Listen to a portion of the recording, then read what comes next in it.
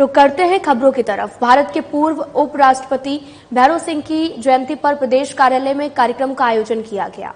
इस दौरान प्रदेश अध्यक्ष मदन राठौर, उपाध्यक्ष नारायण पंचरिया और महामंत्री दामोदर अग्रवाल सहित अन्य पदाधिकारियों ने प्रदेश कार्यालय पर पुष्पांजलि अर्पित की है।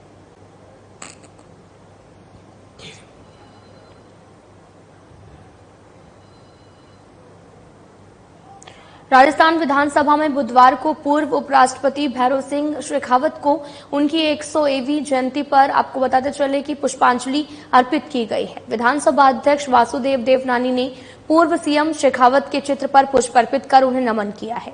विधानसभा अध्यक्ष वासुदेव देवनानी ने शेखावत का स्मरण करते हुए कहा कि जन जन के हितैषी शेखावत की राजस्थान के विकास में अहम भूमिका थी। वे अच्छे स्टेट्समैन भी थे और साथ ही आपको ये भी बताते चलें कि राजस्थान के सर्वांगीण विकास में उनका महत्वपूर्ण योगदान रहा। उन्होंने गरीबों के कल्याण के लिए अनेक योजनाएं बनाई, उन्हें राज्य में क्रियान्वित किया और राजस्थान में उनके द्वारा शुरू किए गए अंत्योदय कार्यक्रम की पूरे देश में सराहना हुई थी। राजस्थान में साक्षरता और औद्योगिकीकरण को बेहतर बनाने के लिए पूर्व सीएम शेखावत की अहम भागीदारी थी। राजस्थान के लोकप्रिय नेता और जन जन के हितैषी और हृदय सम्राट माननीय भैरों सिंह जी शेखावत की आज 101वीं जयंती पर हम उनको नमन करते हैं और उनके राजस्थान के विकास में जो अहम भूमिका रही है उसको हम लोग याद करते हैं। माननीय भैरों सिंह जी शेखावत अच्छे स्टेट्समैन थे। विपक्ष और पक्ष को साथ लेकर के पूरे राजस्थान के सर्वांगीण विकास में उनका अद्भुत योगदान रहा है और अंत्योदय जो सबसे पिछड़ा व्यक्ति है उसको सबसे पहले उसकी पहचान कर उसका जीवन स्तर ऊंचा उठाने में उन्होंने कई योजनाएं बनाई, लागू की और क्रियान्वित की, जिसके आधार पर राजस्थान के गरीब लोगों का जीवन स्तर भी ऊंचा उठा और राजस्थान में साक्षरता और औद्योगिकीकरण के भी बेहतर बनाने के लिए उनके बहुत कोई योजनाएं बनी। पर्यटन के लिए भी उनका योगदान था। मैं सोचता हूं कि वह ऐसे अद्भुत व्यक्तित्व के धनी थे जिनको आज भी प्रत्येक व्यक्ति याद करता है।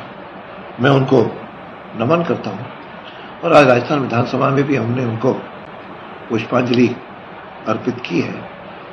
ऐसे अद्भुत व्यक्ति वर्षों तक हमें याद आते रहेंगे और हम सबका ये कर्तव्य है कि हम उनकी प्रेरणाओं की आगे बढ़ें, उनके द्वारा किए गए कार्यों को आगे बढ़ाएं।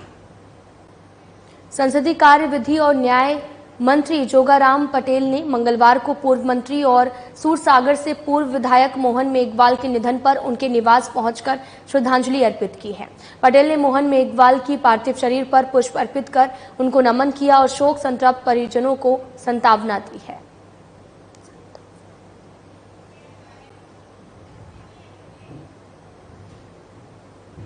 तो वहीं बीजेपी प्रदेश अध्यक्ष मदन राठौर ने मीडिया से बातचीत के दौरान कांग्रेस पर जमकर निशाना साधा। उन्होंने कहा कि कांग्रेस अपने आप को कमजोर मान रही है। हम विकास के आधार पर और भजनलाल सरकार की उपलब्धियों को लेकर उपचुनाव में जनता के बीच में जा रहे हैं। बीजेपी अपने दम पर चुनाव लड़ेगी और कोई पार्टी में आता है तो उसका स्वागत और सत्ता और संगठन में बेहतर तालमेल भी है। साथ ही पार्टी एकजुट और संगठित होकर चुनाव लड़ेगी। मदन राठौर ने कांग्रेस प्रदेश अध्यक्ष को आड़े हाथ लेते हुए कहा कि मुख्यमंत्री भजनलाल शर्मा राइजिंग राजस्थान के लिए बहुत मेहनत कर रहे हैं और निरंतर निवेश लाने में लगे हुए हैं। इसी कड़ी में आज भी 3 लाख करोड़ के MOU हुए हैं। कांग्रेस को दिल बड़ा रखकर प्रदेश के विकास के लिए मुख्यमंत्री की आलोचना करने की जगह प्रशंसा करनी चाहिए। कांग्रेस ऐसा सोचती है कि उनकी सरकार निवेश लाने में विफल रही है तो बीजेपी सरकार भी विफल रहेगी, परंतु कांग्रेस सरकार का पूरा समय तो होटल्स में सरकार को बचाने में निकल गया और जनहित के काम नहीं हुए।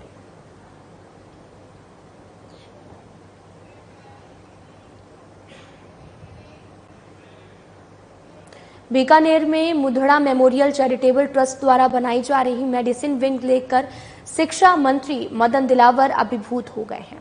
उन्होंने यहाँ पर दानशीलता की प्रवृत्ति को अनुकरणीय बताया है और कहा कि ट्रस्ट द्वारा बनाई जा रही ये अस्पताल आमजन के लिए बेहद लाभदायक साबित होंगे। ट्रस्ट के इस कार्य को आने वाली पीढ़ियां भी याद रखेंगी। शिक्षा मंत्री ने सोमवार को देर शाम इसका अवलोकन किया।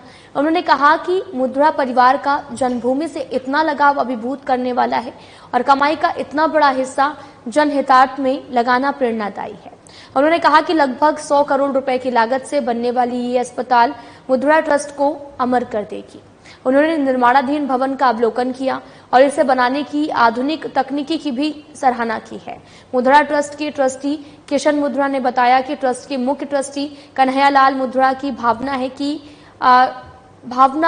कि अर्जित धन का बड़ा हिस्सा जनहित में लगाया जाए। ट्रस्ट इसी परिकल्पना के आधार पर कार्य कर रहा है।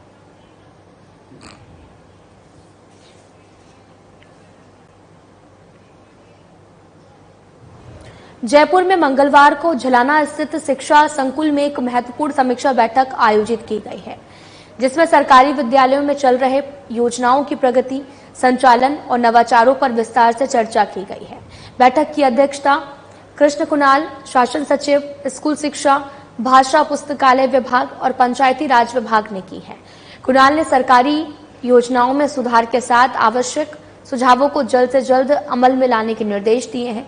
उन्होंने आंगनबाड़ी, प्रारंभिक शिक्षा, सेकेंडरी शिक्षा, पीएम श्री और बालिका शिक्षा में आवश्यक सुधारों पर जोर दिया। इसके अतिरिक्त बालिका शिक्षण संस्थानों में गुड टच और बैड टच जैसी विषयों पर जागरूकता बढ़ाने पर विशेष ध्यान देने की आवश्यकता पर बल दिया है। शासन सचिव ने राजस्थान की शिक्षा प्रणाली का अन्य राज्यों जैसे कि उत्तर प्रदेश, पश्चिम बंगाल, असम और आंध्र प्रदेश की शिक्षा पद्धति के तुलनात्मक अध्ययन करने के निर्देश दिए हैं। उन्होंने विगत वर्षों में उत्कृष्ट प्रदर्शन करने वाले विद्यालयों को रोल मॉडल मानते हुए अन्य सरकारी विद्यालयों को उनकी दिशा निर्देश का अनुसरण करने की सलाह दी है। उनका मानना है कि राज्य के प्रत्येक बच्चे को गुणवत्तापूर्ण शिक्षा पाने का समान अधिकार है। उन्होंने तकनीकी साधनों के माध्यम से प्रारंभिक स्तर से ही शिक्षा में सुधार की आवश्यकता पर जोर दिया है। साथ ही जागरूकता कार्यक्रम में परिजनों की सहभागिता को महत्वपूर्ण बताया है।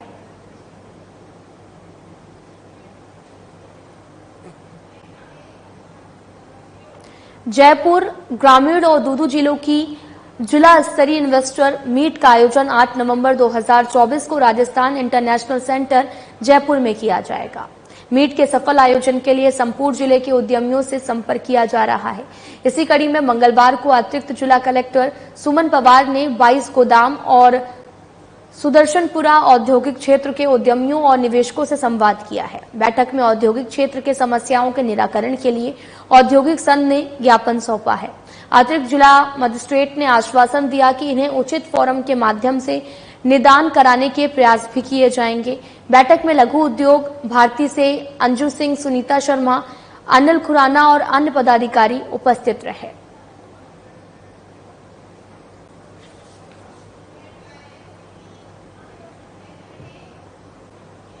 जोरावर सिंह गेट स्थित राष्ट्रीय आयुर्वेद संस्थान मानद विश्वविद्यालय में बौद्धिक संपदा अधिकार विषय पर एक दिवसीय कार्यशाला का आयोजन किया गया है। कार्यशाला का उद्घाटन भारत सरकार के पेटेंट अधिनियम, डिजाइन अधिनियम और ट्रेडमार्क अधिनियम के महानियंत्रक प्रोफेसर उन्नत पंडित, ज्वाइंट कंट्रोलर रेखा विजयम, राष्ट्रीय आयुर्वेद संस्थान के कुलपति प्रोफेसर संजीव शर्मा ने किया है। इस दौरान भारत सरकार के पेटेंट अधिनियम, डिजाइन अधिनियम और ट्रेडमार्क अधिनियम के महानियंत्रक प्रोफेसर उन्नत पंडित ने कार्यशाला को संबोधित किया। उन्होंने कहा कि राष्ट्रीय आयुर्वेद संस्थान में आयुर्वेद चिकित्सक के क्षेत्र में बहुत अधिक कार्य हो रहे हैं, जो आने वाले समय में समाज को बेहतर स्वास्थ्य के लिए प्रभावित करेगा। उन्होंने इंटेलेक्चुअल प्रॉपर्टी राइट के आयुर्वेद से समाज के हित में अपने विचार रखते हुए कहा कि हमारी प्राचीन परंपरागत जानकारी और मॉडर्न साइंस को लेकर स्वास्थ्य में बहुत अधिक रिसर्च कार्य हो रहा है। नई ओर से प्रभावी रिसर्च और विचारों का लाभ सही व्यक्ति तक पहुंचाने के लिए पेटेंट का बड़ा योगदान भी है। उन्होंने चीन का उदाहरण जो है वो देते हुए ये भी कहा कि चीन से संबंधित आयुष विभाग और उनके मेडिसिन प्लांट और औषधियों की खपत पूरे विश्व में बड़ी मात्रा में हो रही है, जबकि हम उससे बहुत दूर हैं। राष्ट्रीय आयुर्वेद संस्थान को 5 साल के लिए IPR शेयर की प्रोफेसरशिप दिया गया है, जिससे राष्ट्रीय आयुर्वेद संस्थान के साथ साथ देश के अन्य संस्थाओं के चिकित्सकों और शिक्षकों को आईपी के विषय में जानकारी मिले। मॉडर्न साइंस के साथ कनेक्ट करना और उसका समाज के लिए उपयोग होना, ये आने वाले समय में समृद्ध भारत की पहचान बनने वाली है। कैसे हम भारतीय को स्वस्थ रख सके, ये शायद विकसित भारत की एक पहचान भी होने वाली है। और उस पहचान को बनाने में हमारे ट्रेडिशनल नॉलेज को मॉडर्न साइंस के साथ कनेक्ट करेंगे, तब शायद आयुर्वेद संबंधित ज्ञान का समाज के लिए श्रेष्ठ प्रयोग हो पाएगा। इन्हीं विषयों पर आज नेशनल इंस्टीट्यूट ऑफ आयुर्वेदा में एक राउंड टेबल के माध्यम से मंथन शुरू हुआ है। नेशनल इंस्टीट्यूट ऑफ आयुर्वेदा को आईपीआर चेयर प्रोफेसरशिप भी मिली है। तो आने वाले समय में बौद्धिक संपदा केंद्रित ऐसे नए नवाचार का प्रयोग करना, होना और इसे प्रेरित करना, इस दिशा में एनआईए काम करने जा रहा है। बौद्धिक संपदा कार्यालय पूर्ण रूप से ऐसी अवेयरनेस इनिशिएटिव को समर्थन भी करता है, प्रेरित भी करता है। आयुष मंत्रालय भी इसके साथ जुड़ के कार्य करता है और करने के लिए संकल्पित है। सामूहिक प्रयास से ही शायद एक नई व्यवस्था खड़ी की जा सकती है और ऐसी नई व्यवस्था की आवश्यकता आज हमारे सामने है और इसे पूर्ण करना, ये इस मंथन का लक्ष्य रहा है। और आने वाले समय में भी कई ऐसे कार्यक्रम जयपुर में आयोजित होंगे।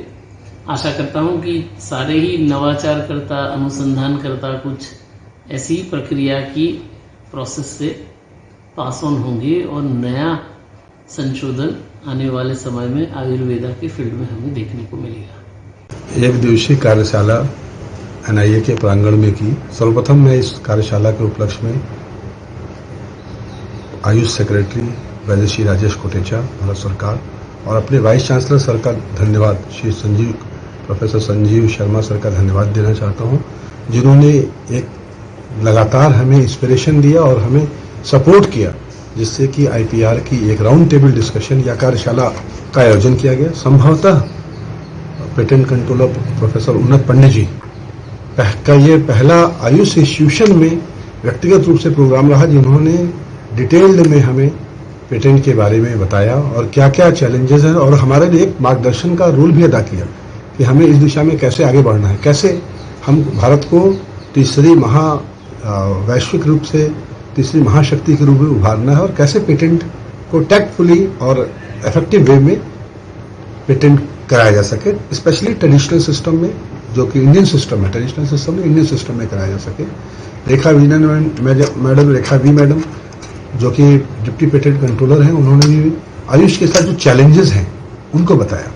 हम एक तो डीपीआईआईटी जो मुख्य विभाग है उनका धन्यवाद भी देते हैं, जिन्होंने कि पहली बार पूरे भारत में आयुष के सेक्टर में chair, professor of IPR chair का दिया, हमें सैंक्शन किया है ये पोस्ट, जिस पोस्ट को लेके हम आने वाली पीढ़ियों को पेटेंट के लिए प्रोत्साहित कर सकते हैं।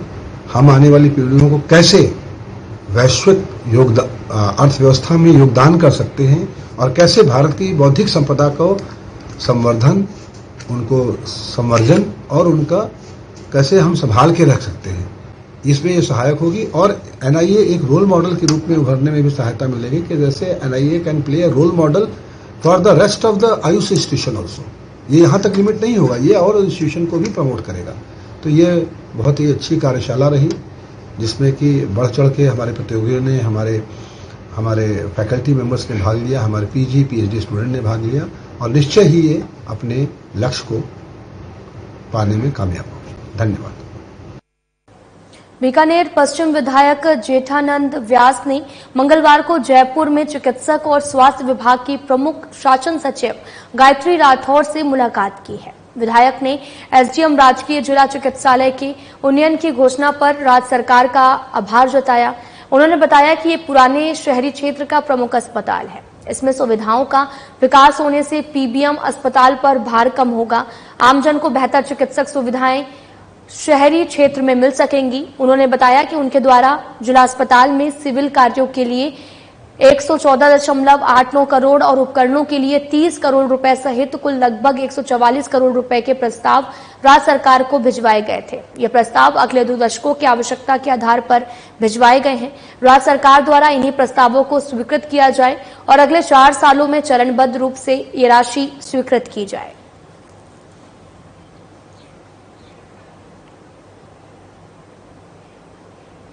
जन स्वास्थ्य अभियांत्रिकी विभाग के प्रमुख शासन सचिव भास्कर ए सावंत ने जल जीवन मिशन के तहत चल रही प्रमुख परियोजनाओं की प्रगति की समीक्षा बैठक की है।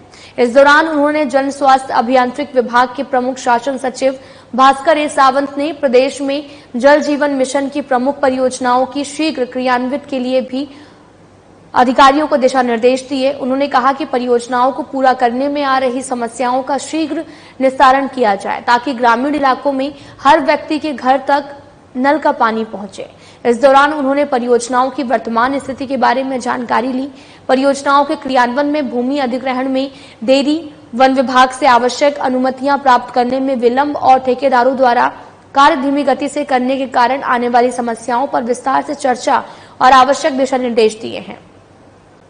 उन्होंने कहा कि बिखरे हुए आबादी वाले गांवों में हर घर में नल पहुंचाना चुनौतीपूर्ण कार्य है, जिसके लिए समुचित कार्य योजना बनाकर कार्य किया जाना चाहिए।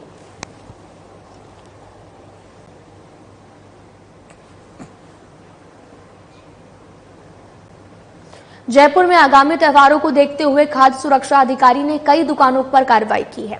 जयपुर जिला कलेक्टर डॉक्टर जितेंद्र कुमार सोनी द्वारा गठित खाद्य सुरक्षा टीम ने मंगलवार को धीरज मार्केटिंग कंपनी, सूरज पोल मंडी के पास से घी के नमूने के लिए और इस दौरान मौके पर 1244 किलोग्राम घी सीज किया गया।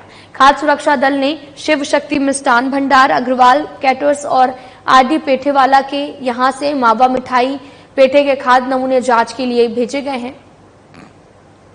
वहीं दुकानदारों को दीपावली के दौरान दुकान में साफ सफाई रखने के लिए विशेष ध्यान रखने के दिशा निर्देश दिए गए। साथ ही मिठाइयों में उच्च गुणवत्ता युक्त दूध से निर्मित मावे का भी उपयोग करने के लिए निर्देश दिए गए। सभी प्रतिष्ठानों को रसोई, बर्तन, फर्श, दीवारें, काउंटर आदि साफ रखने, खाद्य सामग्री को ढक कर रखने के लिए पाबंद किया गया है।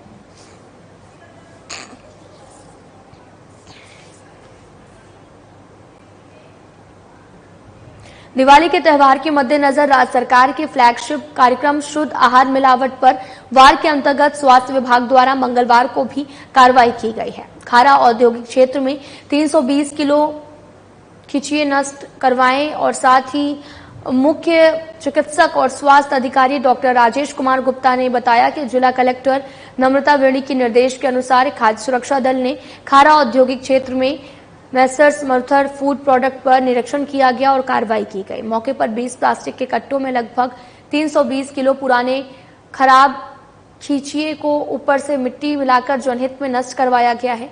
इसके अतिरिक्त एसडीएम महावीर सिंह जोधा के साथ ग्रामीण क्षेत्र बज्जू में संयुक्त कार्रवाई की गई है और नमूने को जन स्वास्थ्य प्रयोगशाला भेजा जाएगा, जिसके परिणाम के अनुसार आगे की कार्रवाई की जाएगी।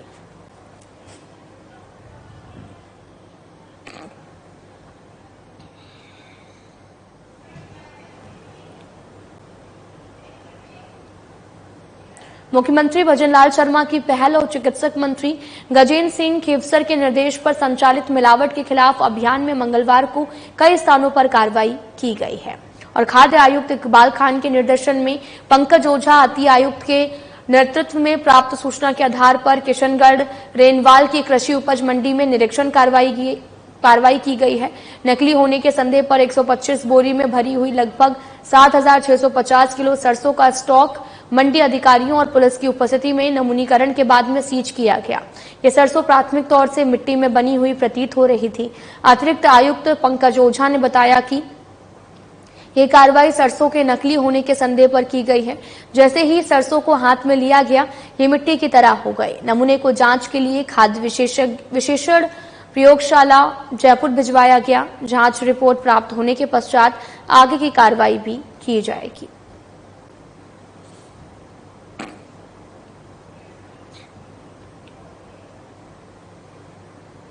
कोटा जिले के खैराबाद ब्लॉक में fit India freedom in India 5.0 अभियान के तहत ब्लॉक में मैराथन दौड़ का आयोजन किया गया है, जिसमें ग्राम पंचायतों के जनप्रतिनिधि, ग्राम पंचायत के अधिकारी, कर्मचारी, अध्यापक, छात्र छात्राओं सहित आदि लोगों ने भाग लिया है। अभियान के दौरान प्रतिभागियों ने लगभग 200 मीटर की दौड़ लगाई, जिसमें करीब 2000 प्रतिभागियों ने भाग लिया है।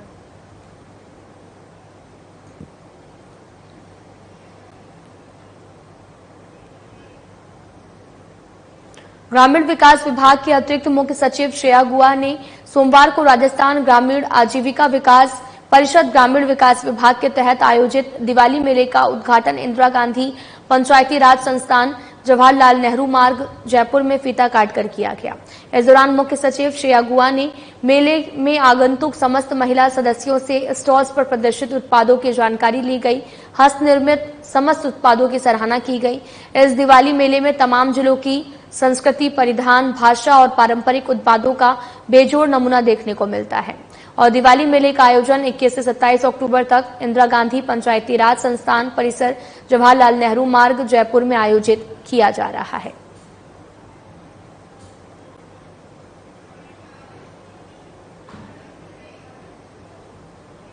जवाहर कला केंद्र की तरफ से आयोजित 27वें लोक रंग महोत्सव का सोमवार को चौथा दिन रहा। महोत्सव में राजस्थान की लोक नाटक, कई राज्यों की लोक कला प्रस्तुति और दस्तकारों के उत्पादों को खूब सराहना मिल रही है। शिल्पग्राम के मुख्य मंच पर हेला ख्याल और मांडव्यन और अलगोजा वादन, चक्री नृत्य, कालबेलिया, चरी और बिहार की झिझिया, तमिलनाडु का कुदुम्बट्टम और हरियाणा का फाग, मध्य प्रदेश का सैला और गुदुम बाजा, उड़ीसा का रसकेली, जम्मू कश्मीर का जागरणा और उत्तर प्रदेश की मयूर नृत्य की प्रस्तुति ने मन मोह लिया है। लोक नाटकों में राजस्थानी रामलीला की प्रस्तुति हुई। मध्यवर्ती की मंच पर मध्य प्रदेश के मटकी, गुजरात के केरबा, नोवेश, अरुणाचल प्रदेश के रिखमपदा और गोवा के देखड़ी और उत्तराखंड के छपेली जैसे गुजरात राष्ट्र की प्रस्तुति भी हुई है।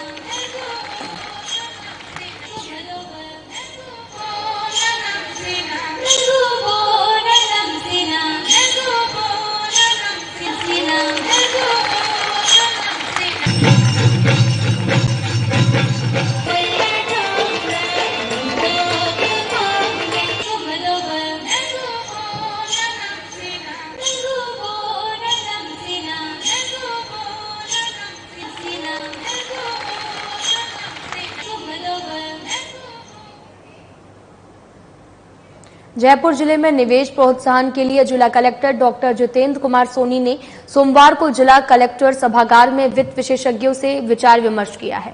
इस दौरान उन्होंने चार्टर्ड अकाउंटेंट, कंपनी सेक्रेटरी एवं कोस्ट अकाउंटेंट से राइजिंग राजस्थान में सफल आयोजन और जिले में ज्यादा से ज्यादा निवेश आकर्षित करने को लेकर चर्चा हुई है। बैठक को संबोधित करते हुए उन्होंने बताया कि जयपुर ग्रामीण एवं दूदू जिलों की जिला स्तरीय इन्वेस्टर मीट का आयोजन 8 नवंबर 2024 को राजस्थान इंटरनेशनल सेंटर जयपुर में किया जाएगा। मीट के सफल आयोजन के लिए संपूर्ण जिले के उद्यमियों से संपर्क किया जा रहा है।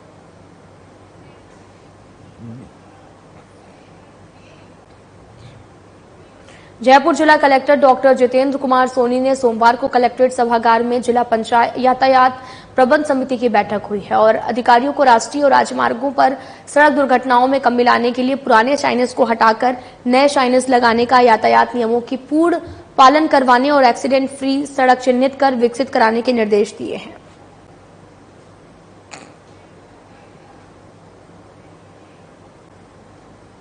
फिलहाल बुलेटिन में इतना ही। नमस्कार।